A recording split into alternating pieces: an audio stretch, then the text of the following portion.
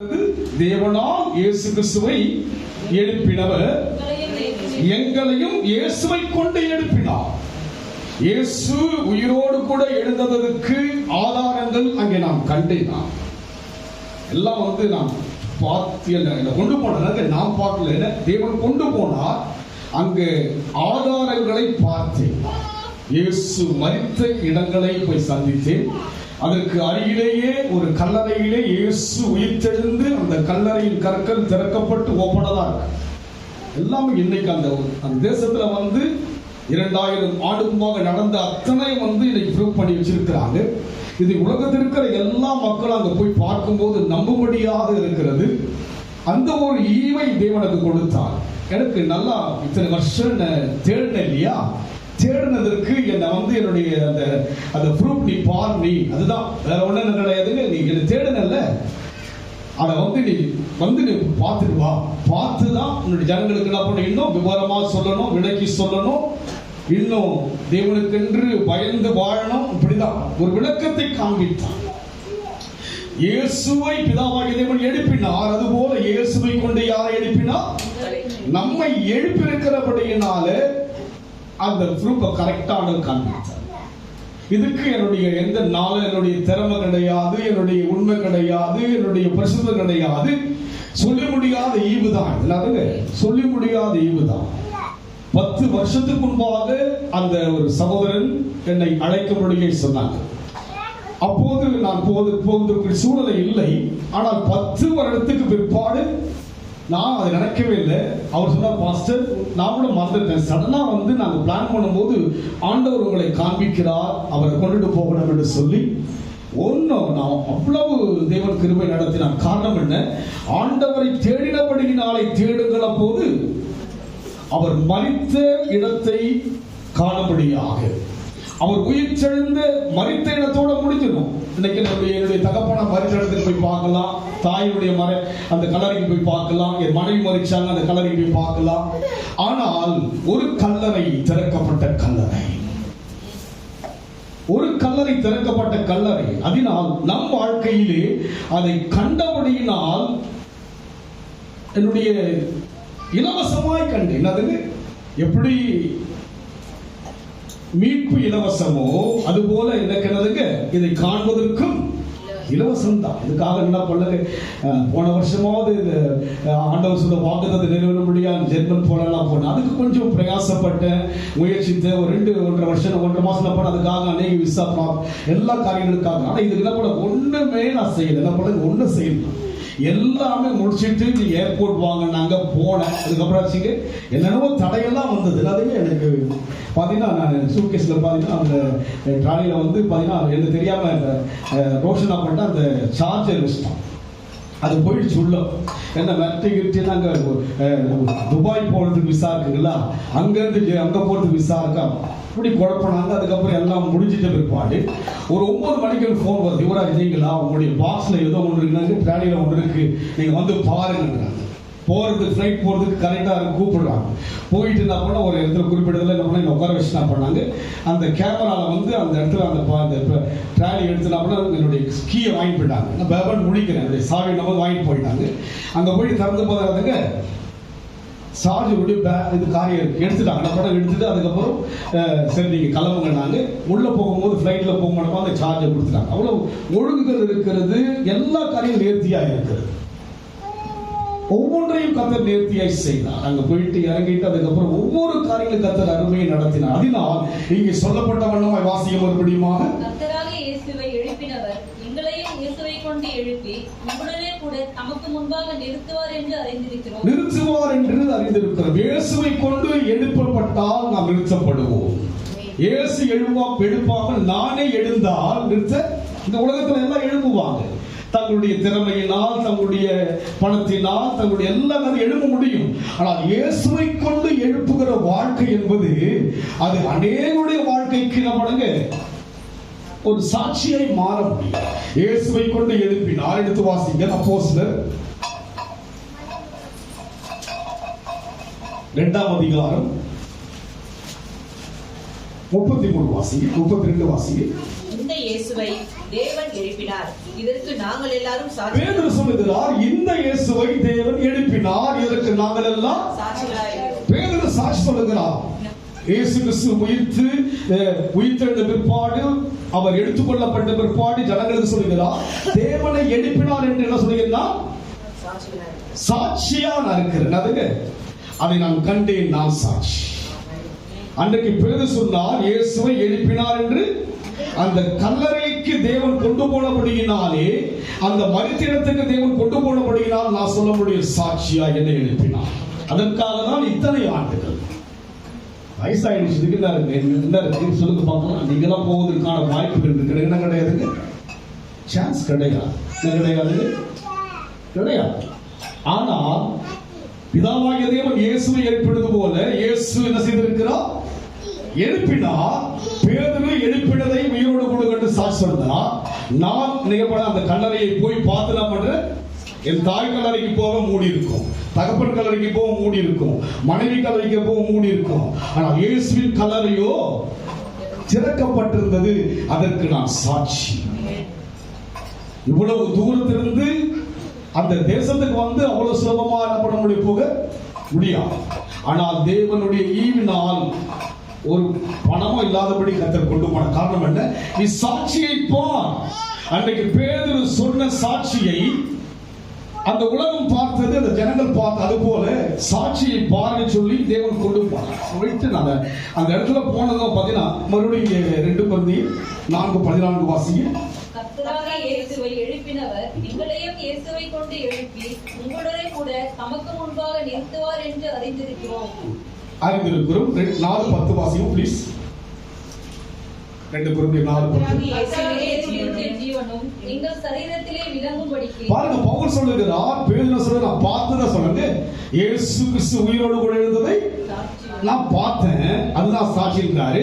ஆனால் பவுல் சொல்லுகிறார், இயேசுவின் ஜீவன் விளங்கும்படிக்கு இயேசுவின் மரணத்தை எப்பொழுதும் எங்கள் சரீரத்தில் சுமந்து திரிகிறோம். கர்த்தராகிய இயேசுவினுடைய ஜீவனும் எங்கள் சரீரத்திலே விளங்கும்படிக்கு. சரீரத்தில் விளங்குகிறது. அதுங்க 1 பேதுரு பார்த்ததை சொல்லுகிறார், 2வது பவுல் சொல்லுகிறார் விளங்குவதை சொல்கிறார். என்ன சொல்லுகிறார்? உள்ள விளங்குகிறவருக்கு. நான் கல்லறையை பார்த்தேன், 2வது எனக்குள்ள விளங்கினேன். ஆமென் சொல்லுங்க. எப்படி இப்போது அந்த பசி எனக்குள்ளாய் நேரம் 8 மணி விளங்குது இல்லைங்களா? 6:30 மணி அங்க தூங்கிட்டு இருப்பேன், இங்க தூங்குறேன், விளங்குது இல்லையா சரீரத்துக்குள்ளாக? அது போல 1 பேதுரு என்ன செய்தார்? அந்த இயேசு உயிர்த்தெழுந்ததை பார்த்தார்.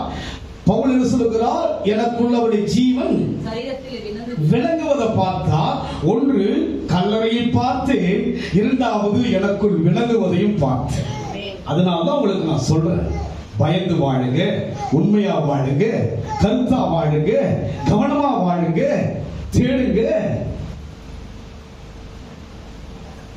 ஸ்கூல்ல படிக்கிறீங்க, எவ்வளவு என்ன பண்ணுங்க, அதுக்கு பணம் என்ன பண்ணுங்க, டியூஷனுக்கு என்ன பண்ணுங்க, ஃபீஸ் கட்டுறோம், டியூஷன் நம்ம பிள்ளைங்க நடத்துறோம், எவ்வளவு பணம் செலவு பண்றீங்க. நீங்க அந்த பிள்ளை ஃபெயில் ஆயிட்டா எவ்வளவு வருத்தம் இருக்கும்.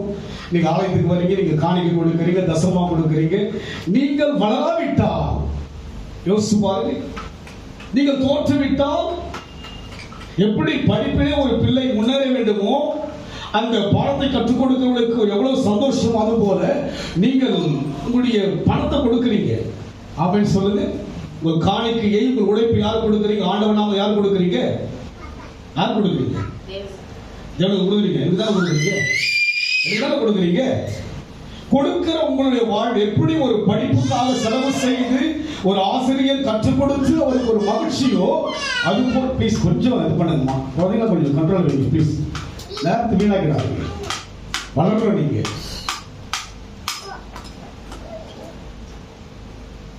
மறுபடியும் படிங்க. பாருங்க, ஒரு படிப்பிலே நான் தோற்றுவிட்டால், ஒரு படிப்புக்காரிங்க தோற்றுவிட்டா என்ன பண்ணலாம், இப்படி வேற வேலை ஏதாவது போய் என்ன பண்ணலாம், பொழைச்சிக்கலாம். ஆனால் ஆவிக்குரிய வாழ்க்கையை தோற்றுவிட்டால், இதுக்காக இத்தனை வருஷம் வரீங்க இல்லைங்களா? காலையில எழுதினா படிங்க, ஒரு பொண்ணான நேரத்தை படிங்க, விளக்கிட்டு வந்தீங்கன்னா வந்ததற்கு ஒரு பலன் கிடைக்காம கிடைக்கூடாது. வந்து இதுக்கு வரீங்க நம்ம எதுக்கு நான் வரேங்க, எதுக்காக நான் வரேன்?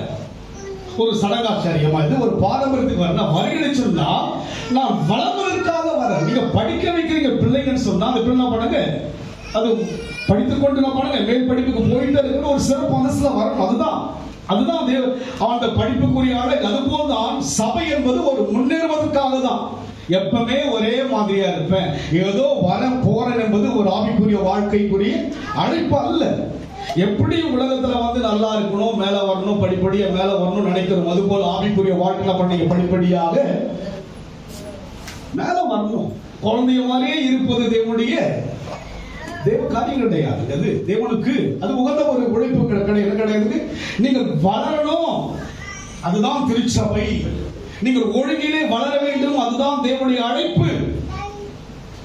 வந்து ஒரு பாரம்பரியமா ஒரு கடவுளை வந்து வணங்கிட்டு போவதற்காக வருகிற ஒரு ஆவிக்குரிய தேவனால் அழைக்கப்பட்ட இடம் வளரணும், ஒரு மாற்றம் வரணும். அதை பார்த்து தியானிக்க பிறகு வளர வேண்டும்.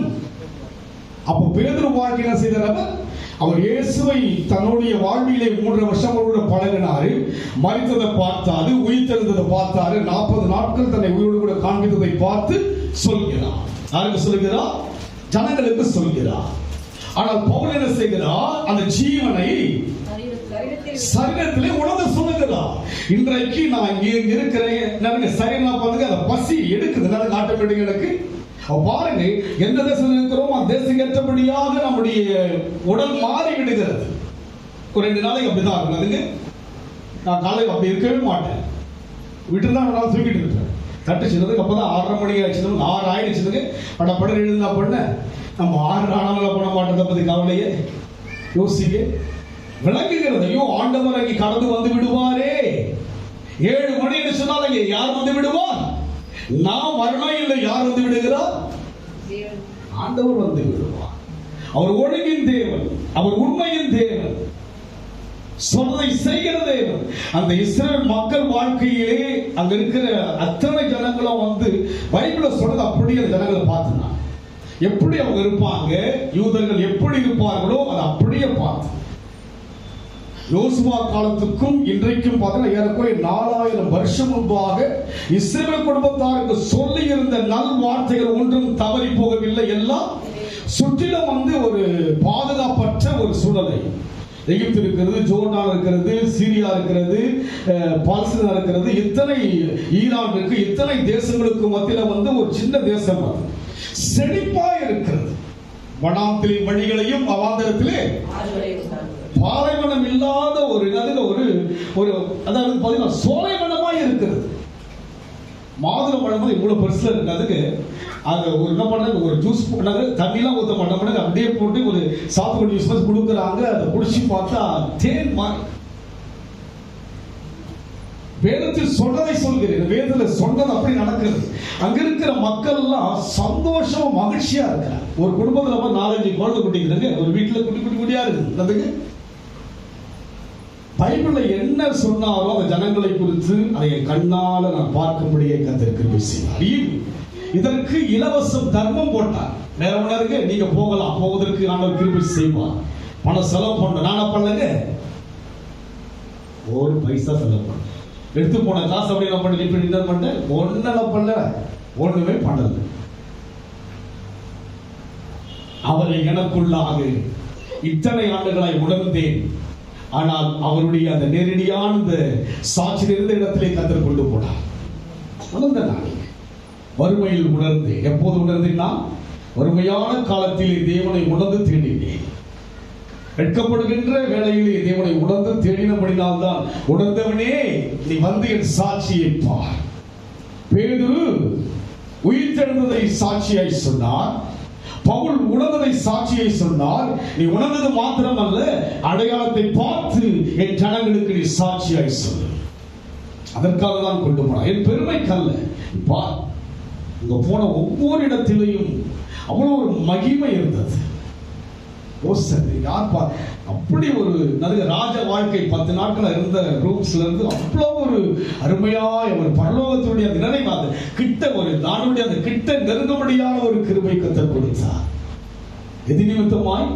அவரை உணர்ந்து தேடி வறுமையின் காலத்தில் ஆண்டவரே உம்மை பார்க்க வரையா, வறுமையின் காலத்தில் உம்மை பார்க்க வர, ஆலயத்துக்கு போகும்போது ஆண்டவரே ஏங்கிட்டு போகணும், ஏங்கும் ஆண்டவர்கிட்ட உங்களை பார்க்கணும்ப்பா, உங்களை பாடணும், உங்களை துதிக்கணும். ஒரு ஆந்திர சபை அங்கே இருந்தது. அங்கே என்னுடைய ஹெட் பாஸ்டர் அவங்க தான், அவங்களுக்கு கீழே தான் இருந்தோம். போயிட்டு அங்கே என்னை பாடும்படியாக வாய்ப்பு கொடுத்தாங்க. நான் பாடி முடிச்சுட்டு அந்த போதர் அவருக்கு தமிழ் தெலுங்கு அவர் சொல்றாரு, உணர்ந்து பாடினீங்க, நீங்கள் உணர்ந்து பாடினீங்க. கேட்ட அத்தனை பேர் சொன்னாங்க, உங்களுடைய மொழி தெரியலங்க, ஆனால் எங்களுக்குள் தேவனை விளங்கி கொண்டோம். மொழி நீங்க பாடின மொழி தெரியல, ஆனால் நீங்க பாடின உணர்ந்து, எதையும் உணர்ந்து செய்ய வேண்டும். உள்மனதோடு செய்யும் போது நீங்கள் அறியாததும் உங்களுக்கு எட்டாத காரியம். என் வாழ்க்கையிலே போன அங்க இருக்கிற ஒரு 500 பேர்களும் வந்து பெரிய பெரிய போதகர்கள், ஒவ்வொரு தேசத்து பெரிய பெரிய போதகர்கள்லாம் வந்தாங்க. மொழி தெரியாத சிரிப்பாங்க, விஷ் பண்ணுவாங்க, அணைச்சிக்குவாங்க, அங்கே போடுவாங்க, சொல்ல பண்ணக்கூடாது, மொழி தெரியாது அணைச்சிக்குவாங்க. வித்தியாசமான மக்களை பார்த்தேன். என் வாழ்க்கையிலே உண்மையாகவே நான் செய்த ஊழியத்துக்கு தேவன் கொடுத்த ஒரு சிறப்பு உணர்ந்தபடி நான் தான் வறுமையில் இருக்கும் போதே உணர்ந்தேன். நான் வெட்கமான சோதனை நாட்களிலே உணர்ந்தேன். நான் அதனால்தான் ஆண்டவரே இலவசமாய் என்னை அழைத்து வா, பாரடி வந்து நான் இருந்த இடம் இது, நான் நடந்த இடம் இது, நான் மரித்த இடம் இது, நான் உயிர்த்த இடம் இது. கலிலேயா அந்த கடலோரமாய் கர்த்தர் கொண்டு போனார். ஆண்டவரே தகுதி கிடையாதப்பா, நீ என்னை உணர்ந்தாய். உன் வேதனையான காலத்திலே என்னை உணர்ந்து தேடி வந்தாய் அல்லவா, என்னை உணர்ந்து வந்தாய் அல்லவா. உங்களுக்கு நான் கண்ணீரோடு சொல்லுகிறேன், உணர்ந்து தேவனை ஆராதிங்க. உங்களுடைய பணம் எவ்வளவு கொடுக்கிறீங்க எனக்கு, நீ ஜெயிக்கணும், நீ ஜெயிக்கணும். ஏதோ வாழ்க்கை வாழ்ந்துட்டு போவதற்கு அல்ல, யாவரும் தேவனை அறிய வேண்டும். உங்களை நோக்கடிக்கணும் மனசில் கேட்டா, நான் நோக்கப்பட்டு வந்தது, நோக்கடிக்கப்பட்டு வந்தவர். நீங்கள் யாரும் தேவனுக்கு வரணும். உங்களுடைய நேரம் வீணா போயிடக்கூடாது. ஆண்டவருடைய ராஜ்யத்துக்கு நாம் போக வேண்டும், தேவனை சந்திக்கணும். அவர் இருந்த இடத்தை சந்திக்க வைத்தார். ஒரு நாள் இயேசுவை சந்திப்பேன். நான் மாத்திரமல்ல, அன்பான தேவ ஜனங்கள், எனக்கு உங்கள் மூலமாய் உணவு கிடைக்கும், எனக்கு உங்கள் மூலமாய் உணவு கிடைக்கிறது. என் வறுமை எல்லாம் மாறி உங்களுடைய கரங்கள், உங்களை போல நூற்றுக்கணக்கான கரங்கள் இருக்கிறது. நீங்கள் இல்லாவிட்டால், ஆண்டவர் அழைப்பு இல்லாவிட்டால், அவங்களை அறிஞ்சிட்டு உங்களுக்கு கிடக்காம நான் போயிட்டுனா, எத்தனை வருஷமா வரீங்க, உங்களுடைய நேரத்தில் தான் வீட்டுக்கு வருகிறேன். உணராம போயிட்டீங்கன்னா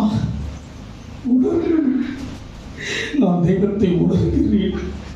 என் பிள்ளைகள் உணரணும், நீங்க எல்லாம் உணரணும். எல்லாருமே எங்க பிள்ளைகள், நம்ம எல்லாம் ஒரே குடும்பம்.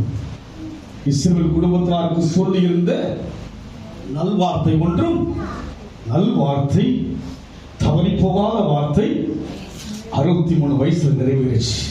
இன்னும் கர்த்தர் நடத்துவார், கர்த்தர் நடத்துவார். ஆண்டவர் சொன்ன ஒரு வயது ஒன்றும் பெருசு கிடையாது, என்ன கிடையாது, படிப்பு ஒன்றும். நான் போனேன், கூட வந்து அத்தனை பேரும் ஆங்கிலத்தில் வந்து திறமையாய் பேசுகிறவர். எனக்கு ஒன்றுமே தெரியும். துபாயிலிருந்து ஒரு ஐயா வந்தார், என்னோட ஒரு வயது மூத்தவர். அவர் சொன்னார், மாஸ்டர் உங்களுக்குள்ள கர்த்தர் இருக்கிறார், நீங்க எளிமையானவங்க தான், கர்த்தர் இருக்கிறார், இங்க பேசினாலே கர்த்தர் கேட்கிறார். ஒரு நாள் அவர் பார்ப்பார், அந்த டைம் கரெக்டாக வெளியே வருவார், சொல்லுவார், உள்ள ஒரு ஒழுங்க பார்க்குறேன், நீங்க சிம்பிளா இருக்கிறீங்க, உங்களுக்குள்ள ஒழுங்கு இருக்கிறது. அதுக்கப்புறம் சொல்லுங்க, ட்ரெஸ் எல்லாம் ரொம்ப டிஃபரன்ஸா பண்றீங்க, உங்களுடைய ட்ரெஸ் எல்லாம் மேட்சிங்கா. ஒரு இஸ்ரேல் ஒரு ராணுவத்தில் உள்ள இருக்கு, அவர் கூப்பிட்டா போன அந்த ஃபேண்ட் ஒரு ஷூவை பார்த்துட்டு இந்த போட்டோ எடுக்கிறதுக்கு நல்லா மேட்சா இருக்கு, போட்டோ எடுக்கிறது எல்லாம் உணர்ந்து தான் தேவனுக்கு என்று செய்கிறேன். எளிமையான மக்கள் தான், நம் சாதாரண மக்கள் தான் பெரிய தேவனை ஆராதிக்கிறோம். வீணா போயிட வேண்டாம். எப்படி உங்கள் பிள்ளைகளை படித்து முன்னேற வேண்டும் யோசிக்கிறீர்களோ, அது போல ஆண்டவர் நாம் ஆவிக்குரிய வாழ்க்கையை வளர்ந்து முன்னேறி தேவனை பார்க்கணும். இயேசுவை பார்ப்பதற்காக தான் கர்த்தர் நம்மை அழைத்தார். இந்த உலகத்தோடு கொஞ்ச காலம் வாழ்ந்துட்டு போவதற்காக அல்ல, அவர் ஒரு அந்த என்னை அழைத்தவர் வந்து மனத்தை பெருசா இல்லை, ஏறக்குறைய ஒரு 40 லட்சம் ரூபாய் செலவு பண்ணியிருப்பார் தேவனுடைய ஊழியர்களுக்காக. அவர் சொன்னார், நான் தேங்க்ஸ் தந்தேன், ஆமீன் வருங்க, வேற ஒன்றுமே சொல்லுங்க, ஆமீன் பாஸ்ட், ஆமீன் பாஸ்ட், அவ்வளவுதாங்க. அதுக்கு அவர்கிட்ட எந்த விதமான செஞ்சேன்னு அந்த பிரதிபலிப்பு கிடையாது. ஆமீன் பாஸ்ட் ஜெர்மனிக்கு அவ்வளவுதான், வேற ஒன்றும் கிடையாது. அதனால் நம் வாழ்க்கையிலே உணரும்படியாய் இந்த வைப்பு கொடுக்க வேண்டும். இந்த வசனம் வாசிக்க 4:15 வாசிக்க. இரண்டாவது தேவனுடைய மகிமை விளங்க வேண்டும். ஒன்று எனக்குள் ஜீவன், என்னுடைய ஜீவனுக்குள்ளாக இயேசுவுடைய 10 வாசிப்போம் ப்ளீஸ், 10 வாசிக்க சீக்கிரம். இயேசுவினுடைய ஜீவனும் எங்கள் சரீரத்திலே விளங்கும்படிக்கு இயேசுவின் மரணத்தை எப்பொழுது எங்கள் சரீரத்திலே விளங்கிக் கொள்கிறோம். 15 மகிமை விளங்குகிறது. எது விளங்குகிறது? விளங்குனது. கடவுளை விளங்கிக் கொள்ளாவிட்டால் நான் வெற்றி அடைய முடியாது. எவ்வளவு ஒடுக்கம் வரும், வேதனை வரும், இழப்புகள் வரும், அவமானம் வரும், நிந்தனை வரும். இயேசுவை விலகிக் கொண்டால் மகிமையை அந்த மார்த்தாள் குடும்பம் விளங்கினது. மகிமை நான் பார்த்தேன். பெத்தேனியாவில் சொல்லப்படுகிற இடத்துல லாசருடைய கல்லறைக்கு போனோம். இஸ்ரேல் தேசத்தில் அந்த லாசருடைய கல்லறை வந்து பெத்தேனியா வந்து பார்த்தீங்கன்னா பாலஸ்தீனா தேசத்தில் இருக்குது. 2 வார்டு இருக்குல்ல, பாலஸ்தீனாவில் இருக்குது. இங்க இருக்கிற மக்களுடைய சந்தோஷத்தை பார்த்துட்டு அந்த ஊருக்குள்ள என்டர் ஆகணும். அந்த இடம் வந்து அப்படி ஒரு சபிக்கப்பட்ட ஒரு இடமா இருக்கு. டிஃபரன்ஸ் நல்லா தெரியுது. அதுக்கு அந்த பெத்தேனியா உள்ள போறோம்.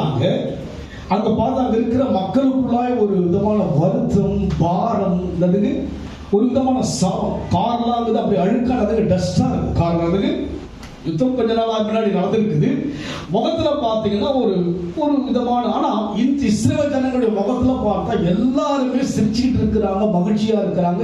அங்க அப்படி ஒரு அந்த இடம் பார்த்தீங்கன்னா அவ்வளவு ஒரு அந்த இயற்கையும் அவருக்கு சாதகமா இருக்கிறது. மகிமை விளங்கினது. வசனம் என்ன ஜீவன் இருக்கு பார்த்தீங்களா? என் வார்த்தை மாறிடும், உங்க வார்த்தை மாறிடும். இது எழுத்து தானே, இது என்னது? எழுத்து. இதை என்ன பண்ண முடியும்? கிழித்து போட முடியும். இது எழுத்து. இது விளங்கினது. வித்தியாசமான மகிமையை நீ கண்டேன். அவர்களும் மக்கள் தான், இவர்களும் மக்கள் தான். ஆனால் இஸ்ரவேலரோ வாக்கு தத்தத்தின் மக்கள். நீங்களும் உலகத்துக்கு யாரா இருக்கிறீங்க? வாக்கு தத்தத்தின் மக்கள். நீங்க உலகிறதே மக்கள் அல்ல. ஒரு வார்த்தையும் தவறி போகாத ஒரு வாழ்க்கை எல்லாம் நிறைவேற்றபடியான மக்களா இருக்கிறபடினாலே அந்த மக்களுக்கும் இந்த மக்களுக்கும் வித்தியாசம் நான் பார்க்கிறேன். அந்த லாசருடைய கல்லறை உள்ள போயிட்டு ஜெபம் பண்ணிட்டு வெளியே வரணும். ஆனா அந்த இடம் வந்து யாருங்க? பாலஸ்தீனாவுடைய இடமா இருக்கிறபடினால் நாங்க ஜெருசலேம்ல இருந்து கலிலேயா போயிட்டு இருக்கோம். ஏறக்குறைய ஒரு 3.5 மணி நேரம் டிராவல். நடந்து போகிறார் இயேசு சதைகிறார். 3.5 மணி நேரம். அந்த நாட்களில் பாருங்க, மலைகள் அப்படியே பாலைவனம் இதெல்லாம் தாண்டின பாருங்க. பெத்தானியா இருந்த படம் அவ்வளவு தூரம் நடந்து வருகிறவராக அந்த கலிலேயா வருகிறார். இதெல்லாம் யோசிப்பார். கர்த்தர் நடந்த இடங்கள் எல்லாம் மகிமை விளங்கினது. மற்ற மக்களுக்கும் தேவ ஜனங்களுக்குள்ள மகிமையை எங்கள் கண்களால் காணபடியாய் விளக்கினார் கர்த்தர். அந்த எருசலேமுக்கும் அந்த பக்கத்தில் இருக்கிற நடுவில் வந்து அந்த சாலமோனுடைய ஆலயம் இருக்கிறது. இதற்கு முன்பாக நாங்கள் ஜெபம் பண்ணிருக்கிறோம். அந்த சூரியனுடைய ஒளி பார்க்கிற நீதியின் சூரியன் உதிப்பதை நான் பார்க்கிறேன். ஒரு பரலோக பிரசன்னத்தை நான் உணர்கிறேன். நாங்கள் போன ஒரு சின்ன ஒரு கேப், நான் யூதருடைய முறைமை ஃபாலோ பண்ணுங்க. ஒரு கேப் ஒன்னா அந்த உள்ள போகணும். போயிட்டு அங்க நின்று ஜெபிக்கணும். அப்படியே அந்த பரலோக ஒளி வந்து வீசுவது போல அந்த மகிமை எனக்குள்ள உணர்ந்தேன். அதுக்கு மகிமை விளங்கும் என்று சொன்னார் அல்லவா? அந்த விளக்கத்தை படிக்காத நான், பணம் இல்லாத நான், அருவருக்கப்பட்ட நான், அற்பமாய் எண்ணுகிற நான், மனிதர்கள் அனைவரால் முகத்தை மறைக்கப்பட்ட நான் அந்த இடத்தில் தேவ மகிமையின் பிரசனத்தை கண்டேன்.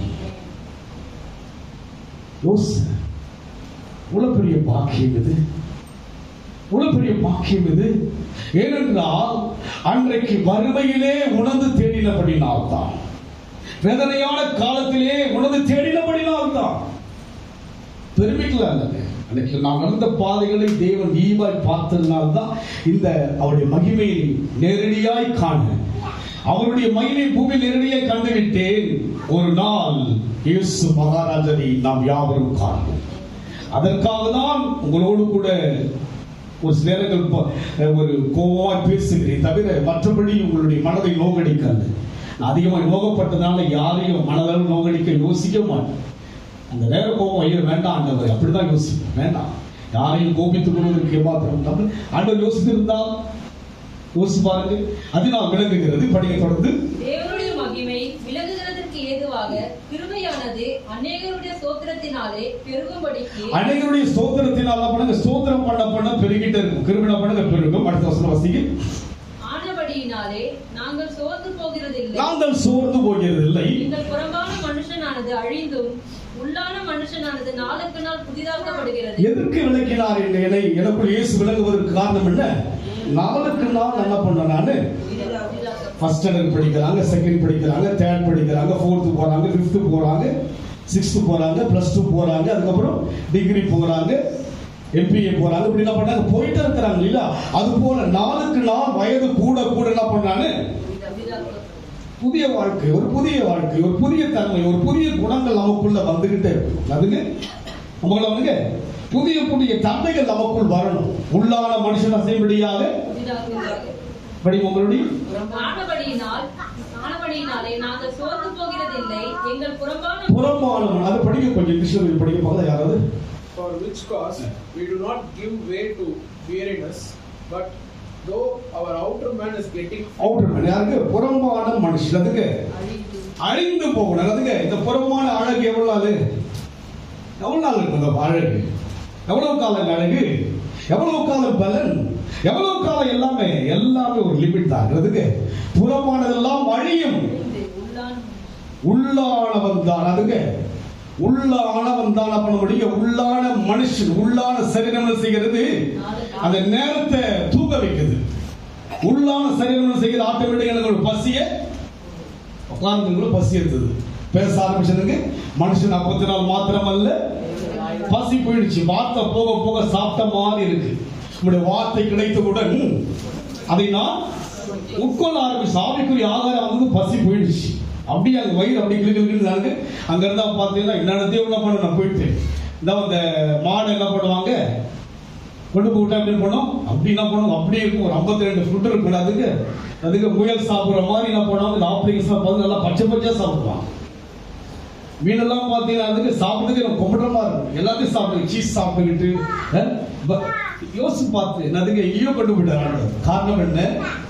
வறுமையிலே தேவனை உணர்ந்து தேடி, வேதனையிலே தேவனை உணர்ந்து. வறுமையாக ஆண்டவரே சொல்லல, வேதனையா இருக்காண்டவரே சொல்லல, வெட்கமா இருக்காண்டவரே சொல்லல, உறவுக்காக சொல்லல, எதையும் என்ன பண்ணாங்க சொல்லல. அவர்கிட்ட மனைவி மதிக்க போறாங்க, அதை பத்தினாலுங்க அவங்கள பார்க்கலாங்க. உங்களை பார்க்க வேண்டிய நேரத்தை விட்டுறக்கூடாது. நானு அதெல்லாம் நடந்ததால்தான் இன்னைக்கு அவருடைய கல்லறை திறக்கப்பட்ட கல்லறையை வந்து பார்த்து இன்னும் ஃபுல் பண்ணிக்கோ, இன்னும் தெரிஞ்சுக்க, என்ன இன்னும் அழுத்தமா சொல்லு, இன்னும் உடைய ஜனங்களுக்கு வந்து விவரமா சொல்லு. நாம் யாவரும் அவரை சந்திக்க வேண்டும் அல்லவா? வாழ்க்கை புதுசா மாற வேண்டும் அல்லவா? அதனால் நம் வாழ்க்கையிலே நாளுக்கு நாள் செய்யும்படியாக புதிதாக்கப்படுகிறது. அப்போ வருஷம் போக போக உங்க பிள்ளைங்க வளர்ச்சி அடைவது போல ஒரு ஸ்டேஜ் வரும்போது என்ன பண்ணுவீங்க, அந்த பிள்ளை வேலைக்கு போகணும், வேலைக்கு அப்புறம் என்ன பண்ணுவீங்க, அந்த பிள்ளைக்கு ஒரு திருமணம் ஆட்டோமேட்டிக் நடக்குது இல்லைங்களா? அதே போலதான் ஆவிக்குரிய வாழ்க்கை கூட அவருடைய தாசன வளரணும். என் பிள்ளை என்ன பண்ணுங்க, குழந்தையை போல பாலன்கிற குழந்தையை போல இருக்கவே வளர வேண்டும். குணங்கள் மாற வேண்டும், சுவாபங்கள் மாற வேண்டும், தன்மைகள் மாற வேண்டும். இதற்கு முட்டுக்கட்டையா என்னுடைய வறுமை வரக்கூடாது, என்னுடைய வேதனை வரக்கூடாது, என் இழப்பு வரக்கூடாது, என்னுடைய எந்த விதமான சொந்த பந்த ஐக்கியம் எதுவுமே வரக்கூடாது. நான் புதிதாக்கப்பட வேண்டும், நான் தேவனுக்காக எழுத வேண்டும், நான் தேவனுக்காக வாழ வேண்டும். அதுதான் தேவனுடைய அழைப்பு. ஆண்டவருடைய அழைப்பு அதுதான், கர்த்தருடைய கிருபை அதுதான். அதனால் வாசிக்க மறுபடியுமாக நாங்கள் சோர்ந்து போகிறது இல்லை. எந்த வந்தாலும் சோர்ந்து காரணம் என்ன? முதல் வசனம் வாசிங்க. ஒன்னாம் வசனம். இப்படிப்பட்ட ஊழியத்தை உடையவர்களாகிய நாங்கள் இரக்கம் பெற்றிருப்பதால் சோர்ந்து போகிறதில்லை. இந்த ஊழியம் இரக்கம் பெற்ற ஊழியம். அதனாலதான் 18 வருஷம் யாரோ இடத்துல நடத்துறேங்க. நானு யார் இடம்? என் சொந்த இடம். சொல்லுங்க, யாரோ இடங்க இது. அவங்க போட்ட பிச்சை இது. எனக்கு இரக்கம். நான் பெருமை பேசுவதற்கு என்ன இருக்கு? இடம் சொல்ல முடியுமா? நான் போனேனே, அவங்க கொடுத்த பணத்துல நான் போன அந்த ஊருக்கு போனேன். அந்த ஒரு தனிப்பட்ட மனிதர் கொடுத்த பணத்துல நான் ஊருக்கு போனேன். தர்மம். நான் அடிக்கடி சொல்லுவேன் தேவ தர்மம். 3 பேர பிள்ளைங்க சொல்லுவேன். தேவ தர்மம் யாருன்னா என்ன சொல்லுவேன்? பீடா சொல்லுவோம். தேவ தர்மம் யாருன்னா பீடா சொல்லுவோம். தேவ ஈவு யாருன்னா ரோஷன் சொல்லுவோம். பிஸ்கிலா தேவ கிருபைன்னா அது அடிக்கடி வராதுங்க சொல்லாது, ஆனா அது கிருபை. தேவ தர்மம், தேவ ஈவு, தேவ கிருபை. அந்த லிங்க்ல ரொம்ப விட மாட்டாங்க. என்ன பண்ண மாட்டாங்க? இந்த துச்சமா என்றாங்க. அதை பத்தி நான் கவலைப்பட மாட்டேன். அற்பமா எண்ணப்பட்டாலும் அருவருக்கப்பட்டாலும் அவர் இருக்கிறார். அவர் தானே இதுவரைக்கும் இந்த ஊழியம் எப்படி வந்ததுங்க? எப்படி வந்தது இந்த ஊழியம்? நான் சொல்ல முடியுமா? இல்லைங்க, அவர் சொந்த இடங்க. அது அவருடைய சொந்த இடமும் கிடையாது. ஆனால் கர்த்தர் நடத்திட்டு தான் வந்தார். அதனால் நம் வாழ்க்கையிலே வாசிக்க மறுபடியுமா? இப்படிப்பட்ட ஊழியத்தை உடையவர்களாகிய நாங்கள் இரக்கம் பெற்றிருப்பதால் சோர்ந்து போகிறோம். எனக்கு இறங்கு கிடைச்சதுனால எனக்கு சோர்வே என்ன கிடையாது. எனக்கு சோர்வு என்பது கர்த்தர் தான் சோர்வு வராது. இந்த 12 நாட்கள் இருந்தோம், எந்த விதமான பலவீனமும் வரல. அந்த ஃபுட் எல்லாமே எனக்கு செட் ஆயிடுச்சு. எல்லாம் என்னென்ன சாப்பிடணும் அதெல்லாம் வச்சுங்க. சுகர் இருக்கு, பிபி இருக்கு. அதுக்கு நல்ல என்ன பண்ணுங்க, அந்த போட நல்லா பண்ணுங்க, நிறைய பண்ணுங்க, சீஸ் எடுத்து சாப்பிட்டு இருப்பேன் பிடிக்கிறதுக்கு. எல்லாம் வந்து பாத்தீங்கன்னா கொலஸ்ட்ரால் ஐட்டம் தான். என்னதுக்கு? தேவன் கிருபை. இரக்கம் பெற்றபடியினால் என்னதுக்கு? இரக்கம். எந்த ஊருக்கு போனாலும் அந்த ஊருக்கு ஏற்றபடியான இரக்கம். பார்த்து போங்க, சாப்பாடுலாம் கரெக்டா சாப்பிடுங்க. கண்மூடித்தனமா சாப்பிட்டேன், ஆனா லிமிட்டா தான் சாப்பிட்டதுக்கு. அதுக்காக என்ன பண்ணுங்க, நல்ல ரிலாக்ஸா சாப்பிட்டுட்டு அழகா வருவேன். பார்த்தீங்கன்னா ஒரு ஹாட் வாட்டர்ல வந்து பார்த்தீங்கன்னா சொன்னார், தேன் ஊற்றிக்கிங்க, லெமன் ஊற்றிக்கிங்க, புதினா ஊற்றினாதுங்க. ஒவ்வொரு முறை ஒவ்வொரு நாளும் அவ்வளோ ரிச்சான ஃபுட்டு தான். காரணம் இரக்கம் பெற்றபடியினால். நான் என்ன செய்தேன்? இரக்கம் பெற்றபடியினாலே நான் சோர்ந்து போக மாட்டேன். இந்த ஊழியம் தேவ இரக்கம், அனுக்கிரகம். என்கிட்ட வேற எதுவும் அவர் பார்க்க, உனக்கு யாரும் இல்லப்பா, உனக்கு யார், உனக்கு நாது இல்லை, உனக்கு யார் இல்லை, உனக்கு இரக்கம் இருக்கு. அவர் இரக்கம் பெற்றபடியினாலே நான் சோர்ந்து போகாம என்ன பண்றான்னு உள்ளான மனுஷனை செய்கிறேன். நாளுக்கு நாள் இதுதான் போயிட்டு இருக்கு. அதுக்கு கோவலாம் கூட தெரிஞ்சு போச்சு. யாரையும் வந்து என்ன பண்ண மாட்டேன் நான் சொல்றது. உள்ள வந்து ஒரு மாற்றம் வந்துட்டு இருக்கு, நல்லா தெரியும். அதுதான் தேவ அழைப்பு. உங்களுக்குள் மாற்றம் வந்தாதான் உணர முடியும் நீங்க தேவனால் அழைக்கப்பட்டிருக்கீங்க. உங்களையே ஆராய்ச்சி பார்க்கும்போது உங்களுக்குள்ள ஒரு மாற்றம் வரலன்னா என்ன பண்ண முடியாதுங்க. இன்னும் உள்ள பேய் இருந்தாலும் பண்ண முடியாதுங்க. மாற்றம் வரல அப்படி விடுங்க. உள்ள சுவாபம் மாறினா தெரிஞ்சுக்க யாருக்கிறார் உங்களோட விட. உங்களை ஒழுங்குபடுத்துறாருன்னா யாருக்கு உங்களோட உணர்த்துறாருன்னா அங்க இயேசு இருக்கிறார். உணர்வு இல்லாம இருந்தா அது என்னதுக்கு? ஒரு ஜடம். அதுக்கு ஒரு உணர்வு இல்லாத இருந்தாங்க, ஒரு உயிரற்ற ஜடம். அது உணர்வு இல்லாவிட்டால் மரித்த ஒரு நிலைமை. இல்லை, நான் உயிர் செழுந்தவன், நான் யார்? நான் எனக்குள்ளாக பேதுரு சொல்கிறவனமாயா, நான் கண்ணால கண்ட சாட்சி இயேசு கிறிஸ்து உயிரோடு கூட எழுந்தார். அவர் சொல்கிறார். 2வது பவுல் சொல்கிறார், அவர் ஜீவனை எனக்குள்ளாக விளங்கினதை நான் பார்த்தேன், மகிமையை பார்த்தேன். அதே போல் அன்றைக்கு பேதுரு, அன்றைக்கு பவுல், இன்றைக்கு வாழ்கிற காலத்திலே எனக்கும் அந்த ஈவை கொடுத்தார். எனக்குள் விளங்கினவரை சாட்சியாய் போய் பார்த்துட்டேன். தைரியமா சொல்லு. ப்ரூஃப் தானே யோசித்து சொல்லு போயிட்டு.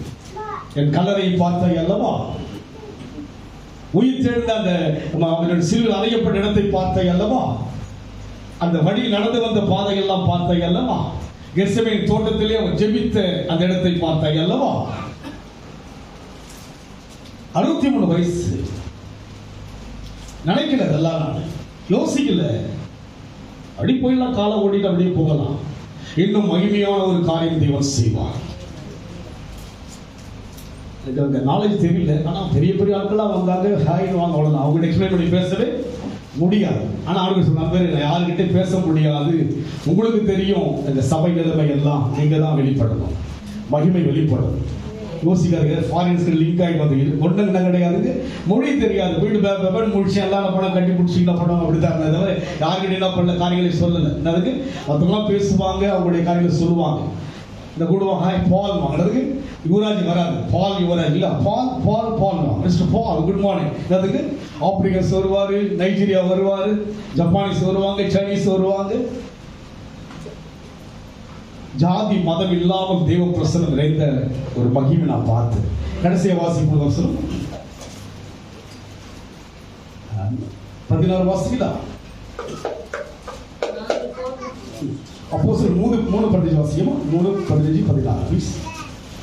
மோசேயின் ஆகமங்கள் வாசிக்கப்படும் போது இந்நாள் வரைக்கும் முக்காடு அவர்கள் இருதயத்தின் அப்போஸ்தலர் 3:15 ப்ளீஸ். ஜீவாதிபதியை கொலை செய்தீர்கள். அவரை தேவனை மரித்தோர் எழுப்பினார். அதற்கு நாங்கள் சாட்சிகளாய் இருக்கிறோம். அவருடைய நாமத்தை பற்றும் விசுவாசத்தினாலே அவருடைய நாமமே நீங்கள் பார்த்து அறிந்திருக்கிற இவனை பலப்படுத்தினது. அவரால் உண்டாக்கின விசுவாசமே உங்கள் எல்லாருக்கும் முன்பாக இந்த சர்வாக சுகத்தை கொடுத்தாங்க.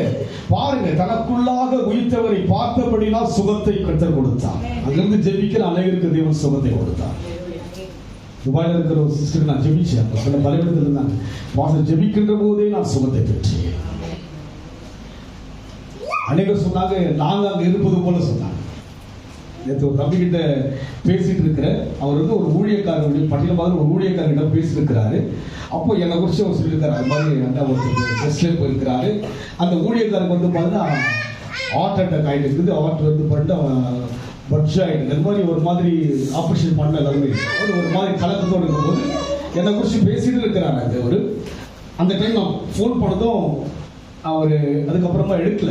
அதுக்கப்புறம் ஜெபம் பண்ணிட்டு எனக்கு மறுபடியும் ஃபோன் பண்ணி சொன்னாப்புல, அண்ணன் நான் உங்களை பற்றி நான் பேசியிருந்தேன். ஆண்டவர் இவ்வளோ ஒரு பெரிய காரியம் செஞ்சிருக்கிறாரு, போயிருக்காப்புலன்ட்டு.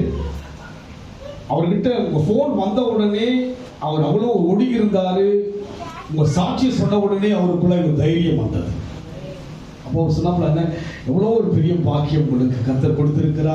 எங்களுக்கெல்லாம் நீங்கள் ஒரு எங்களுக்கு ஒரு சிறந்த ஒரு எக்ஸாம்பிள். நீங்கள் ஆண்டவர் உங்களை கொண்டு எவ்வளோ காரியங்களை செய்து கொண்டு வருகிறார். அநேகருக்கு அங்கிருந்து ஜெபிச்சேன். கர்த்தர் அற்புதங்களை செய்தார். தேவன் உயிருள்ளவர். கர்த்தருக்குள்ள உருவாகுங்க, கர்த்தருக்குள்ள வளருங்க. நாளுக்கு நாள் உங்க வாழ்க்கை மாறணும். ஆமென் சொல்லுங்க. உங்க குடும்பத்துல அன்பு வளரும். தாய் தகப்பனுக்கு என்ன பண்ண நீங்க? அதுதான் பிரதானமான கட்டளை. யார் ஒருவர் தகப்பனுக்கும் தாய்க்கும் கணப்படுறாங்க வாழ்க்கை நல்லா இருக்கும். ஆமென் சொல்லுங்க. இந்த வாழ்க்கையில வந்து அதெல்லாம் ஆண்டவர் நடத்துறாருங்க. எனக்கு கிடையாது, கர்த்தர் நடத்துறார். என்னுடைய பெற்றோரெல்லாம் வந்து என்ன ஆசீர்வதிச்சாங்க. முடிவில் வந்து நான் மனதார ஆசீர்வதிச்சாங்க. அவங்க செய்ய வேண்டிய கடமைகளை ஆண்டவர் செய்ய முடியாத காரியங்களை செய்தார் என்று சொன்னால் நான் உணர்ந்துதான் தேவன் ஆராதிக்கிறேன். இத்தனை ஆண்டுகளாக இந்த 26 ஆண்டுகள் ஊழியத்தில் தேவனுடைய காரியங்களை செய்து சபையுடைய ஊழியர்கள் வந்து 23 வருஷம் ஆகிறது. இந்த ஆண்டவரை உணர்ந்துதான் செஞ்சேனா. 10 பேர் தான் உணர்ந்துதான் தேவன் ஆராதிக்கிறேன். உணர்ந்ததுனால்தான் உணரப்பட்ட எனக்கு அடையாளங்களை கர்த்தர் காண்பித்தார். இனி அழுத்தமாய் சொல்ல முடியும் அற்புதங்களை செய்வார். இனி மகிமையான காரியங்களை தேவன் செய்வார். கண்ணால அவருடைய காரியங்களை பார்த்து தேசத்தினுடைய ஆசீர்வாதத்தை பார்த்து அங்க இருக்கிற மக்கள் எல்லாம் பார்க்கும்போது பைபிள்ல சொல்ற மாதிரி அவருடைய நிறங்கள் இருக்கிறது, அவருடைய கண்கள் இருக்கிறது, அவருடைய முடிகள் இருக்கிறாங்க. பொன்னிறமா இருக்கிறாங்க. எல்லாருடைய முடியும் பார்த்து அப்படிதான் இருக்கிறது. மோஸ்ட்லி எல்லாம் அப்படிதான் இருக்காங்க. அப்படி எல்லாம் என்னதுங்க அப்படி சுருள் சுருளா இருக்கு. எப்படி இருக்குங்க? சுருள் சுருளா இருக்கு. அவ்வளோ ஒரு பெரிய பாதுகாப்பு. தேச சுற்றிலுமா வந்து பார்த்தா எதிரெதிரான நாடுகள் இருக்கிறது. உள்ள குடும்பம் ரொம்ப ஜாலியாக ஆடிட்டு பாடிட்டு போறாங்க. நாங்கள் போட்டோஸ்லாம் எடுத்தால் கூட கேர் பண்ண மாட்டோம். அவங்க பாட்டில் அவங்களுடைய கர்த்தருடைய ஜனம் உலகத்தில் வந்து யூதர்கள் வந்து தேவனா. அதனால அமெரிக்கா வந்து அதுக்கு அவ்வளவு சப்போர்ட்டிவா இருக்குது. அதனால இன்றைக்கு நம்ம வாழ்க்கையில் வந்து ஒரு ப்ரூஃபோட தான் அவங்க கிட்ட வந்திருக்குது. ஆமென் சொல்லுங்க. கற்பனை கதை அல்ல, நான் கண்களால் அந்த இடத்தில் கண்ட கதை. 4000 வருஷமாக யோசுவாவினால் சொல்லப்பட்ட அந்த வார்த்தை வந்து என்னுடைய கண்ணால் அந்த ஜனங்களை பார்த்து ஒரு வார்த்தையும் தவறி போகவில்லை. யாருக்கு? இஸ்ரவேல். அதை விட நம்ம பாக்கியமான மக்கள். சபை ஒரு குடும்பம். ஆமென் சொல்லுங்க. நாம் யாவரும் தேவ ஜனங்கள். நாளுக்கு நாள் புதிதாக்கப்படுகிற வாழ்க்கை நமக்கு வரணும். எவ்வளவு தேவனை தேடுறீங்களோ அவ்வளவு தேவன் வெளிப்படுவார். இயேசு வந்து எங்கேயே விளங்கிட்டு போகணுங்க. எங்க விளங்கணும்? இங்கேயே நான் இயேசு விளங்காம அங்க போய் என்ன விளங்க முடியும் சொல்லுங்க பார்க்கலாம். இங்க விளங்கணும்னா தேவனை தேடினாதான் விளங்க முடியும். ஆமென் சொல்லுங்க. தேவனை உண்மையா கூப்பிட்டாதான் விளங்க முடியும். நான் ஊர் பார்க்க, நீங்க பார்க்க, நான் பார்க்க வெற்றி கொள்வதற்காக வாழக்கூடாது. என்ன பண்ணக்கூடாதுங்க? அப்படி வாழக்கூடாது. சொல்லுங்க. அந்த மக்கள் சொல்றாங்க, எங்களுக்கு பாட்டு புரியலங்க, நாங்க உணர்ந்தோம். நீங்க தமிழ்ல பாடுற பாட்டு எங்களுக்கு புரியல, நாங்க உணர்ந்தோம். மறுபடியுமாய் கர்த்தராகி கொண்டு போவார்கள் விசுவாசிக்கிறேன். அங்க போனதான் நிறைய ப்ராப்பர்ஸில சொன்னாங்க. ஃபாஸ்ட் உங்களுக்கு யூரோப் சைட்லாம் நிறைய ஓப்பன் ஆகுது கதவு. அவை நான் சொன்னேன் ஆல்ரெடி எங்க சர்ச்சிலே சொல்லிட்டேன். அதுக்கு உணர்ந்தால்தான் தேவன் உயர்த்துவார். அவர் பெரியவர். உலகத்தில் இருப்பவனை பார்க்கலும் சின்னவனை 1000 சிறியவனை அவனாக்குவார். அவர் செய்வார். அநேக அந்த வெளி தேசத்துக்கும் அவங்க சொல்லுவாங்க, பாஸ்ட் எங்களுக்காக ப்ரேயர் பண்ணுங்க, தேசத்துக்காக ப்ரேயர் பண்ணுங்க. எப்படி அநேக அப்படிதான் அந்த ஜபங்கள் இருந்தது. அதனால் இன்றைக்கு நம் வாழ்க்கையில் நாளுக்கு நாள் அதற்காக தான் உங்களை யார் எழுப்பினது? இயேசு எழுப்பினதன் நோக்கம் என்ன? நான் புதுசா மாறினதுங்க. வாழ்க்கை என்ன பண்ணுங்க, நீங்க எதை செஞ்சாலும் உண்மையா செய்யுங்க, எதை செஞ்சாலும் நியாயமா செய்யுங்க, நீதியா செய்யுங்க. குடும்பத்துல உங்களால யாருக்கும் துக்கம் வர, என்னால என் பிள்ளைங்களுக்கு என்ன வரக்கூடாது துக்கமோ, உங்களால் ஒரு பெற்றோருக்கும் துக்கம் வரக்கூடாது. கணவன் நிமித்தமாய் மனைவிக்கு வரக்கூடாது, மனைவி நிமித்தமாய் கணவனுக்கு வரக்கூடாது, பிள்ளை நிமித்தமாய் பெற்றோருக்கு வர. அவங்க என்ன செஞ்சாலும் நீங்க மன்னிக்க. 7 அதெல்லாம் நம்ம வாழ்க்கை புதிதாக்குற ஒரு அனுபவத்துக்குள்ள போகும். தேவன் நடத்தபடியே நாம் கண்களை மூடி நோக்கி பார்ப்போம்.